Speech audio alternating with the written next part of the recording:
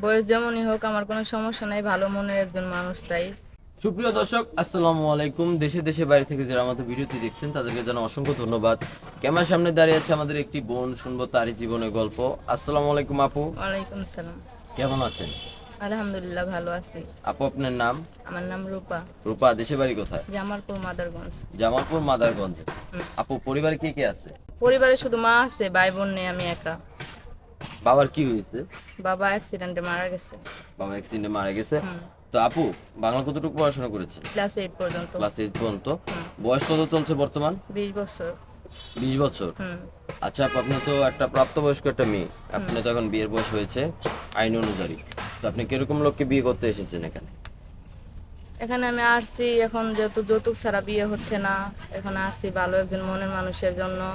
তো আর বয়স যেমনই হোক তাতে আমার আপত্তি নেই। আমার ভরণ পোষণের দায়িত্ব নিতে পারলেই হবে, আর সারা জীবন ভালোবাসলেই হবে। আমি আর বেশি কিছু চাই না তার কাছে।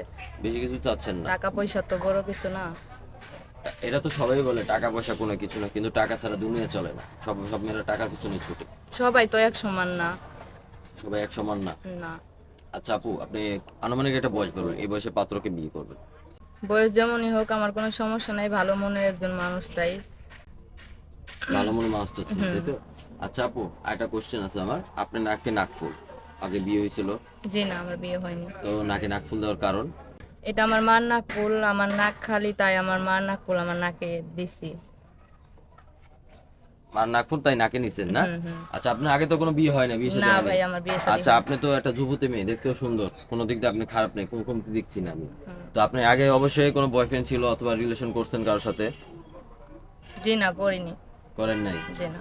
সত্য কথা বলছেন? সত্যি।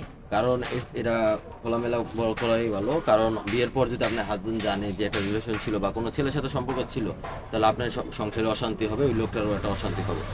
না, হয়নি, এরকম কিছু হয়নি। হয়নি তাই না? জি না। আচ্ছা, আমরা রূপাপুকে দেখাচ্ছি দূর থেকে, সবাই দেখেন। রূপাপু একটু হাইটি দেখেন তো। অনেক ভাইরা বলে যে মেয়ে খোরা নাকি, কোনো খুদ আছে নাকি?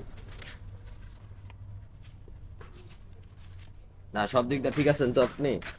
আচ্ছা আপু, আরেকটা কোশ্চেন আছে। এখন বিয়ের পর যদি হাজবেন্ড আপনাকে প্রবাসে নিয়ে যেতে চায়, যাবেন আপনি? হ্যাঁ, আমি যাব। যদি বলে সংসারে ওনার মা বাবার দায়িত্ব নিতে, দেখাশোনা করতে? আমি তাও নিতে পারবো। করতে পারবেন? হ্যাঁ, পারবো। আজকালকার মেয়েরা তো অত্যাচার করে, শ্বশুর শাশুড়ির উপর অত্যাচার করে। স্বামী তাকে বিদেশ কর্ম করে টাকা পাঠায়, সব বউর অ্যাকাউন্টে নিয়ে রাখে। শ্বশুর শাশুড়িকে বা খাবার খেতে দেয় না ঠিক মতন, পরে একটা প্রেমিক খুঁজে পালিয়ে যায়। না ভাইয়া, সবাই তো এক সমান না। আপনি ওয়াদা করছেন তো আপনি এসব কাজ করবেন না? না, আমি করব না। আচ্ছা আপু, তা আপনার সাথে যোগাযোগ করবে কিভাবে? আপনাদের মাধ্যমে। সুপ্রিয় দর্শক, ইতিমধ্যে দেখতে পাচ্ছেন স্ক্রিনে একটি নাম্বার। এই নাম্বার ইমো, হোয়াটসঅ্যাপ সব খোলা আছে। কেউ যদি রূপাপুকে পছন্দ করে থাকেন, ওনার দায়িত্ব দিতে চান বিনা যৌতুকে, ওনাকে বিয়ে করতে চান, তাহলে আমাদের সাথে যোগাযোগ করবেন। আবারও বলছি, এটা রূপাপুর কোনো পার্সোনাল ফোনের নাম্বার না, এটা আমাদের অফিস চ্যানেল কর্তৃপক্ষের নাম্বার। কেউ যদি রূপাপুর সাথে সরাসরি কথা বলতে চান, যোগাযোগ করতে চান, ওনার দায়িত্ব নেবেন, বিয়ে করবেন বিনা যৌতুকে, তাহলে আমাদের সাথে যোগাযোগ করবেন। তো আপু, নামাজ কালাম পড়েন? জি, পড়ি। 5 ওয়াক্ত নামাজ পড়েন? হ্যাঁ, 5 ওয়াক্ত নামাজ পড়ি। আচ্ছা আপু, বিয়ের পর যদি স্বামী বলে পর্দা করতে, করবেন? অবশ্যই করব। স্বামীর কথা মতো চলবেন তো আপনি বিয়ের হ্যাঁ, পর? চলবো। আচ্ছা, কোনোদিন আপনি স্বামীর সাথে কোনো বেয়াদবি করবেন অথবা মানসিক টর্চার? না, করব না, কেন বিয়াদবি করব?